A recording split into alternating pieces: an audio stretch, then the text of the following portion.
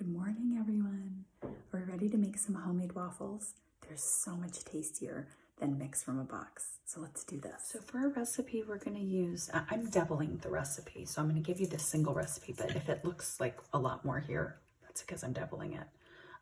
Because we eat a lot of food for breakfast.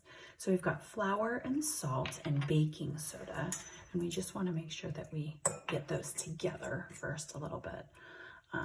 I've got my homemade buttermilk, remember from when we made butter?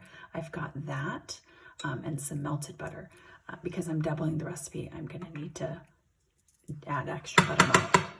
So we're going to crack the eggs into there, and we're just going to whisk those in there. It's important to get the wet ingredients kind of incorporated before we mix them into the dry ingredients. That's just going to make a nice lighter batter here. I need to get those eggs broken up. Once you make homemade waffles or pancakes or anything, right, you never want to get that mix. But I do know a lot of people are sending me the mixes that they're getting at Trader Joe's lately. I'm like, Marissa, you gotta try this. I know. Okay, so here's, because I'm doubling the recipe, I need to double my buttermilk. Delicious. And my melted butter.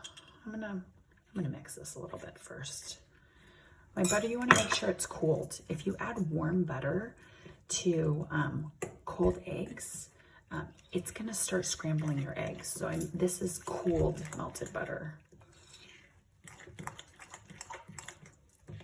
Would have been amazing if I used my homemade butter to add to this, but I think I'm gonna put my homemade butter on top of this because I can't stop making homemade butter. I hope you guys are making homemade butter too. Okay, so I've got that. I'm just gonna pour in my butter. So in the meantime, I'm heating up my waffle iron. Do you guys have waffle irons at home? We have 4. I know, that's a little bit ridiculous. 4 waffle irons. 1 heart, 2 regular, and 1 Star Wars. It's the Death Star. Okay, so we've got that. Got our waffle iron ready to go. I use the ice cream scoop, right? The big one. And I know from experience that this one needs 2 scoops. See you later. Okay, let's check. Perfect, right? It's fine if the holes are not all filled in. Our perfect little waffle. Top it with all the things that you love. I'm a butter and jam kind of girl. What are you? What do you like in your waffle? That's cool. So I hope you guys can get out there and make some homemade waffles.